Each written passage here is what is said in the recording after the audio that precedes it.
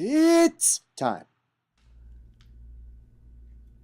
Hey, what's up, everybody? So, as we continue on and we interview all of the participants of the upcoming Deep Waters Invitational, that is August 2nd or August 12th, going down in beautiful San Diego, it's important that we bring people from San Diego who not only exude Jiu-Jitsu, but who do so much so when they say that they liked our events at the USSGL and that they're going to bring an army with them. So, who better than to talk to than our good friend GEOFF REAL, who told me that I believe the last time you were competing at one of our tournaments, you were like, yo, dude, if only you guys were in San Diego. Well, now we are, sir. Excellent. I can't wait for the Deep Waters Invitational. Looks like a really cool setup and location. And we got some great people lined up. And I can't wait to, show off, showcase my skills. Now, you have quite considerable skill, and we're going to get to that in just a second. But, are you seeing the promo stuff that we're putting out there? Are you happy with that? Are you happy to be on the pier? And is that a little bit of a different competition style setup than you've had before? I like the pier. It's pretty cool. It's never really been done before that I've seen.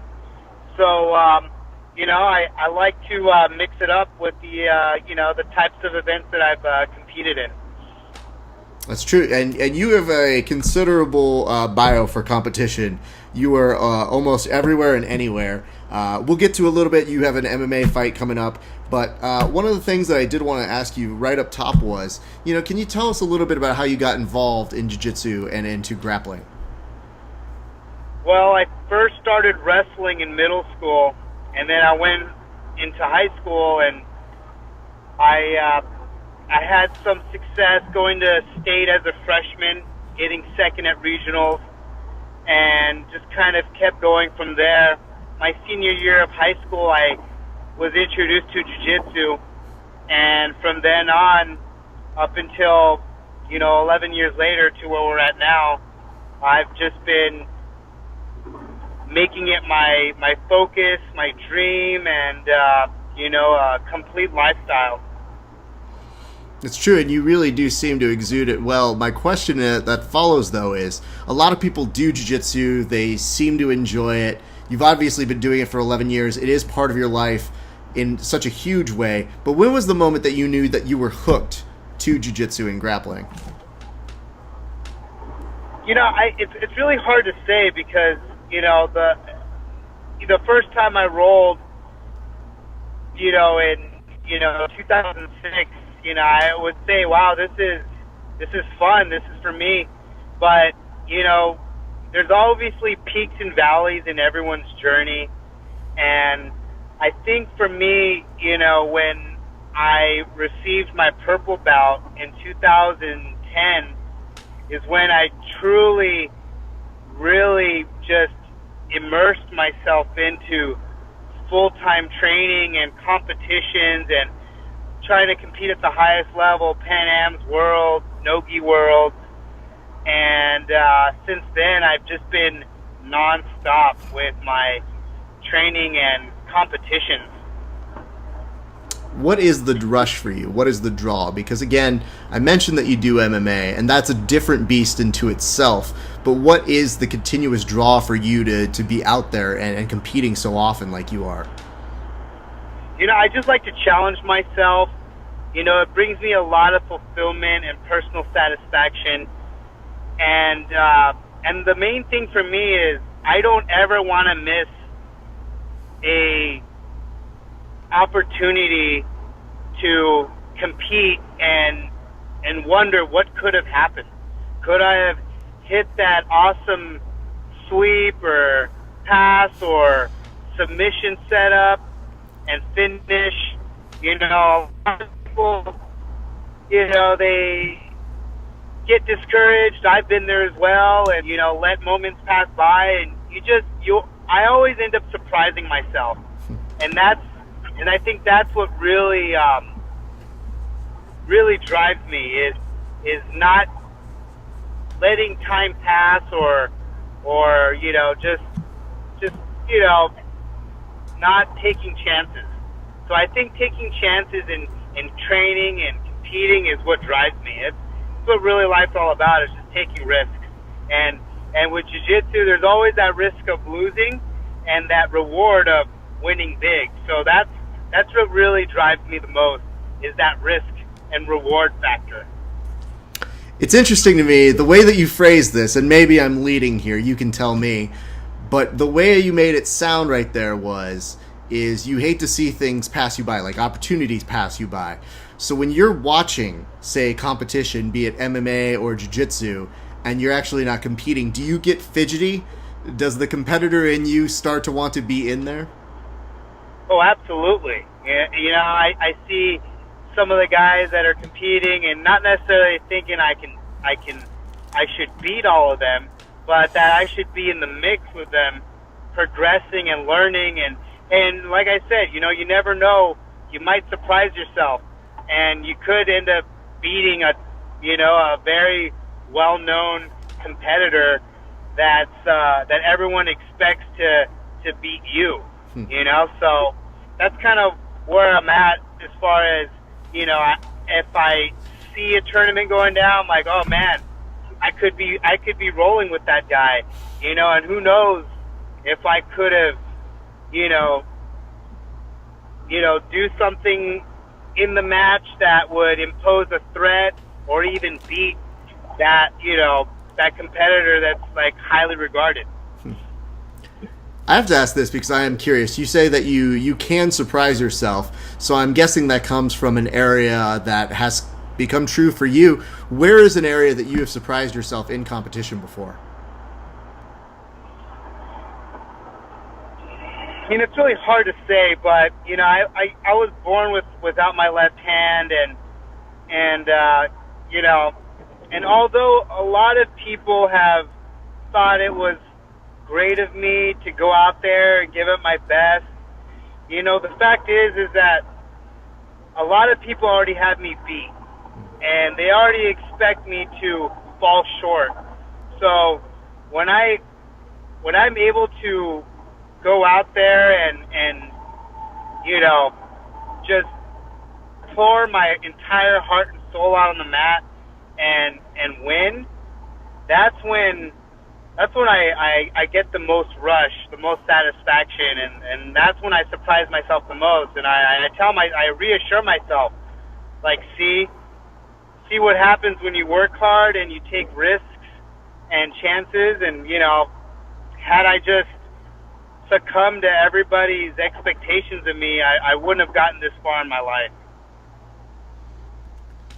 That's a great statement and sentiment to get behind. And I have to ask this, so as we transition more from Jiu-Jitsu, I know that you have an MMA fight coming up. That's going to be July 22nd. And where is that taking place, sir? That's taking place at the San Bernardino Fairgrounds on next Saturday, the 22nd. Now, I know a lot of people make do about saying you need to compete in Jiu-Jitsu, and like it opens you up and it brings you out there. You don't have to compete in MMA. But what is that driving force? No. When was that moment that you knew that you wanted to start competing in MMA? Well, it's funny because I originally started Jiu-Jitsu for MMA. When I started watching UFC back in 2006, I told myself that's what I want to do. I have always dreamed of being a complete fighter in all aspects, grappling and striking. So I pursued Jiu-Jitsu with the goal of one day fighting professional MMA, and in 2 weeks my dream will finally materialize, and all the hard work and sacrifices that will line up to this point. And so on the other end, people would say I don't necessarily have to compete in Jiu-Jitsu for MMA. But I felt like it would definitely give me the most edge in fighting. How do you balance the two? Because they do require, there is an overlap, but they do require different skill sets. So right now, you're obviously getting ready for your fight, and I'm sure this is probably one of your last weeks of like major hardcore training, and then you have to dial it back. But how is it that you're able to do that if you have to dial it back next week, and you still have to do your jiu-jitsu training? You know what I mean? You know, it's I have it all. I finally, after all these years, have a good gym that I attend that has all programs for MMA and Jiu-Jitsu. You know, we have Jeff Glover and Dean Lister teaching classes. We have other black belts teaching classes, and we have the MMA program running really strong.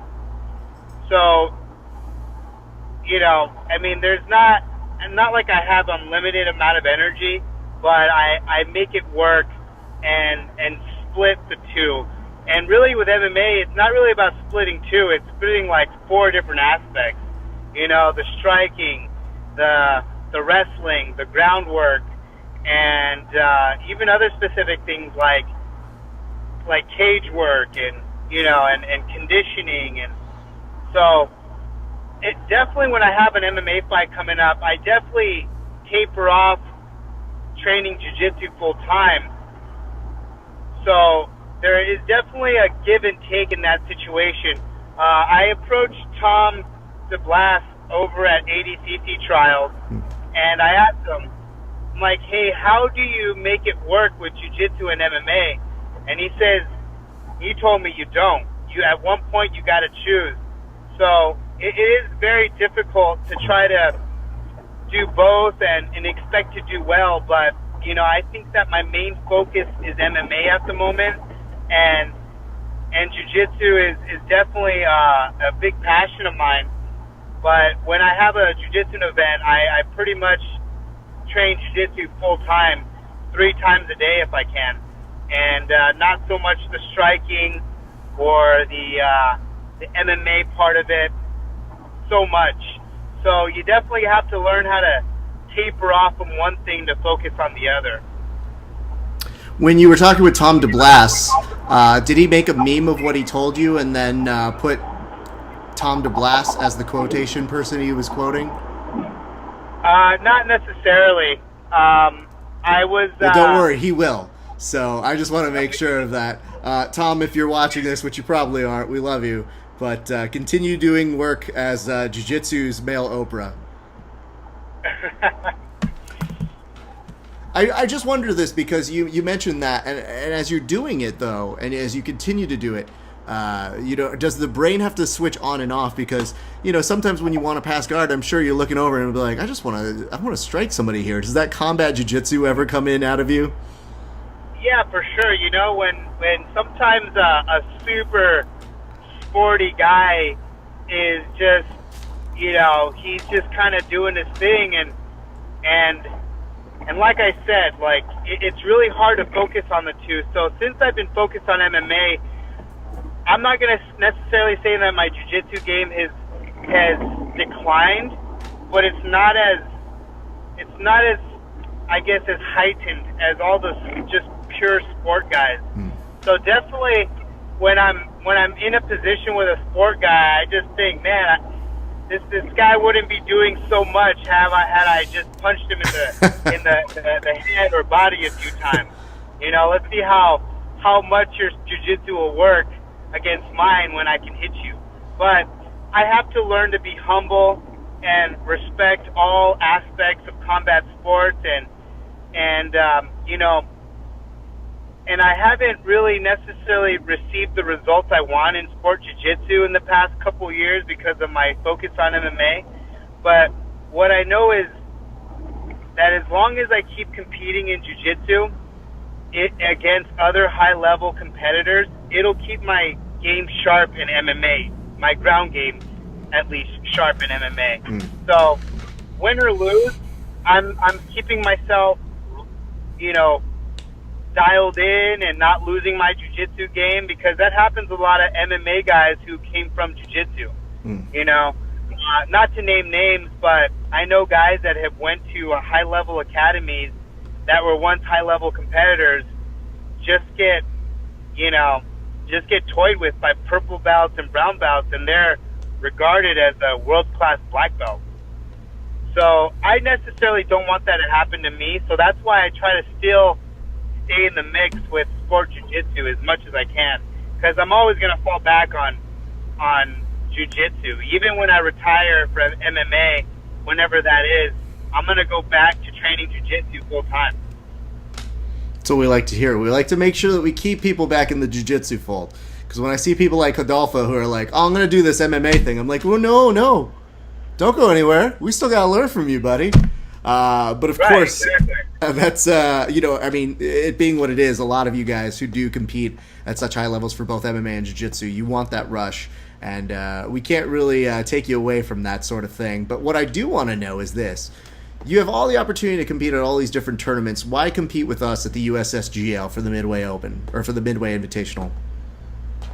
Well, I think it brings in a lot of different competitors. You know, you have at the last event that I attended, you had guys from Checkmat to 10th Planet, Gi and No Gi, and you know, it's like I'm getting the best of both worlds in that sense. You know, there's specific tournaments where you have like a certain trend of guys only going. Sure. And then other tournaments you have like the gi guys, and then others with no gi guys, and you know, and then there's, you know, points tournaments versus submission only tournaments. And the one thing I like about, you know, the event that I'll be competing in for Deep Water is that it's submission only, and you know, and it really lets you. I feel like I'm allowed to let go of the fear and hesitation of giving something up because I'll be down on points, where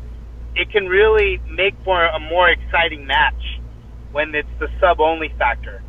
And people are just constantly going back and forth with a sub and not necessarily stalling in positions because, you know, and that's the game. You know, I've played the game. You have to play the game, you know, but when it's a submission-only game, then you really, you know, see what you have to give and what you can take and how you handle what's given to you. Yeah, definitely. And I mean, that is something that's very important to us at the USSGL. You know, we as jiu-jitsu practitioners, all of us train gi, no gi. We tend to be very open-minded about, you know, hey, what is it you have to bring to the table? And so we wanted that reflected in our company as well. So that is hopefully what we will continue to do as a company. But for this no-gi competition, the sub-only rules, it's going to follow the EBI format, which you are no stranger to yourself. So it really gives us the opportunity to see and do things that could be quite entertaining. So we want to thank you for coming through on that.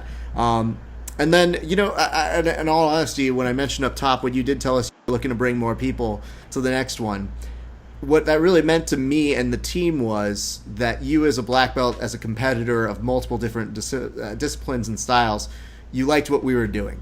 And so we really appreciated you saying that because, you know, we're excited to be doing these things, man. And this will be our first invitational to do it. We're glad you're going to be able to participate with us. Now, I know right now you've been doing... What, you just got done with medicals and doing a whole bunch of errands for your fight and for your sponsors. Who are those sponsors, by the way? My sponsors, my biggest sponsor is Newaza Apparel, and they've been with me for the past 3-4 years now, and have been nothing but awesome to me. I can't thank them enough. They, you know, they're always trying to take care of me. You know, with getting me into tournaments and all the awesome gear they hook me up with, and all the and it's not even just that, because a lot of people could, you know, give money or, you know, materialistic things, and that's all great and all, but what I really appreciate is their shout outs for me on their social media. They have nothing but love for me, and I like knowing that I'm appreciated for what I do, win or lose. You know, win or lose, my squad, my team, my sponsors, they always still have my back, and that I really do appreciate. So Newaza is definitely top mention for me. And other sponsors include right now are My Lucky Gi, that I was able to, you know, get through Jeff Glover, who's been an awesome coach of mine. Also, Jocko Willink, Jocko Podcast is now a new sponsor of mine. You know, if anybody has been following Jocko, they know that he's a former Navy SEAL of 20 years and just a complete motivator and just ass kicker in life. You know, he doesn't sit back and, you know, let things come to him. He takes it. So Jocko is definitely a big supporter of mine, and you know, and he's been one of the guys that has just nonstop has had nothing but admiration for me, and when it's coming from a guy like that, it means a lot. Also, the Malt Shop in San Diego, it's a 1950 style diner that they pretty much take care of me anytime I go in, and they have great quality food, healthy and you know, and not so healthy. So weight cutting and post weight for a fight, right? Yeah, absolutely, 100%. I have to ask this because I am intrigued by it in so many different ways. You have rolled with Jocko, correct? Yes, I have. What is that experience like? Because people ask me, they go, Raf, you know, how are the podcasters when they roll? And I say, there's a number of them. They're okay. But I imagine he of the podcast mold is probably at the top of the food chain for people who roll. Yeah, no, it's I would say okay is a complete understatement, and even maybe to some would be consider that an insult, because Jocko's been training Jiu-Jitsu for 20 plus years. Yeah. And the caliber of training partners that he's had, like Dean Lister, and helped Dean Lister prepare for all his events that he's won, like ADCC 3 times, for example. You know, Jocko, for as long as he's been training and for as old as he is and for how busy he is a force to be reckoned with. It's like trying to move a freaking rock, a huge rock that has not decayed over time. It's like you wanna stay away from his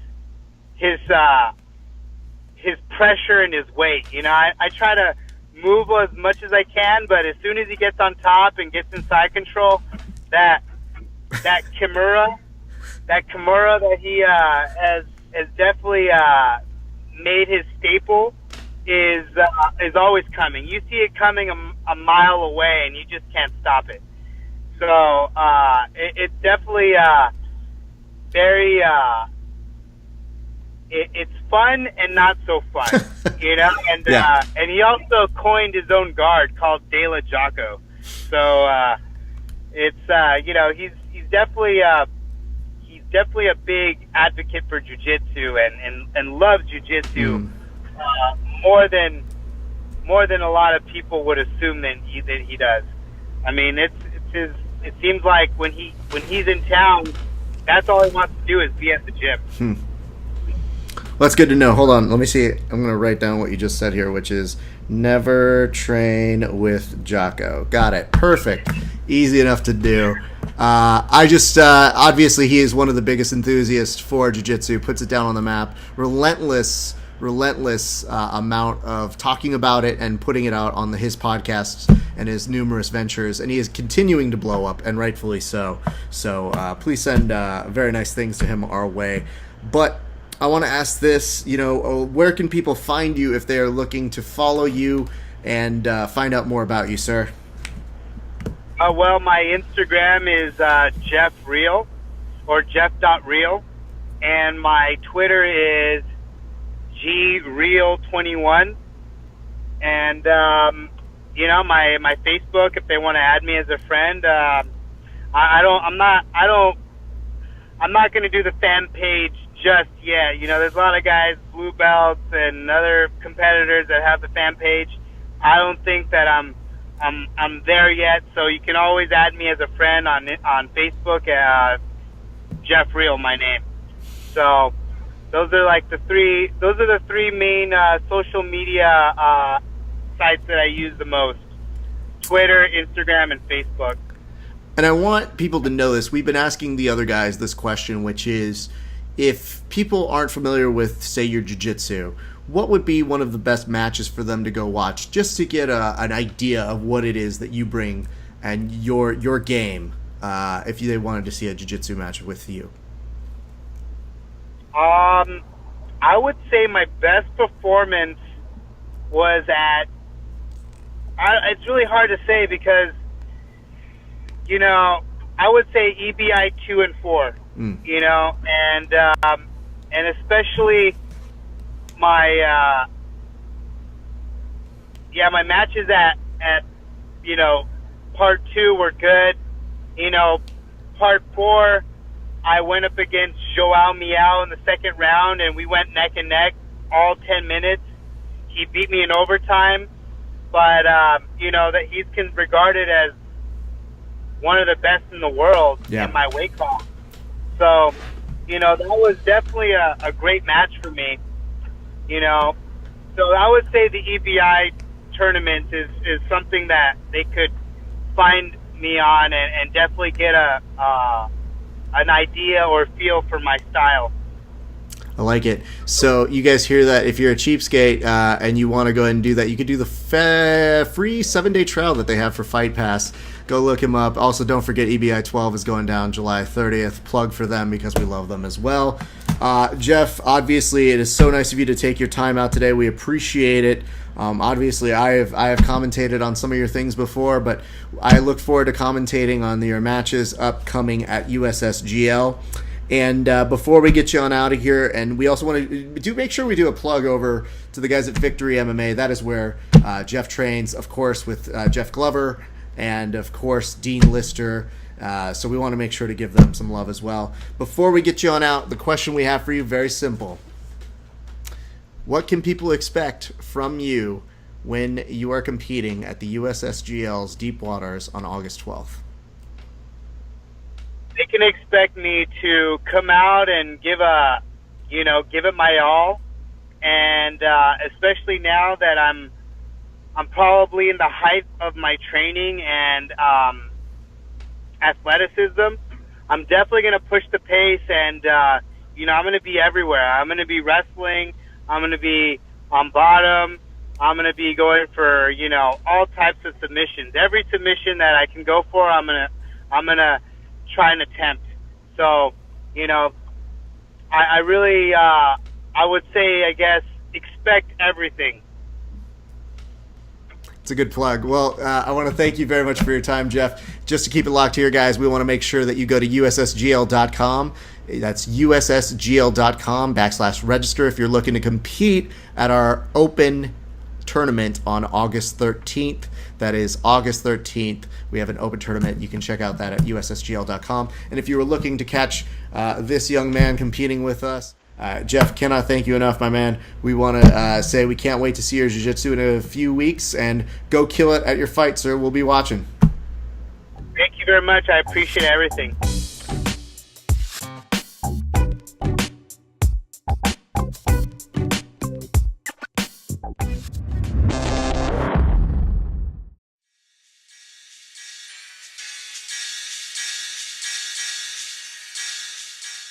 Good work out there, guys. That's the hardest I've worked yet in a competition class. Guys, you know what would be insane? If someone made a tournament outside on the ocean.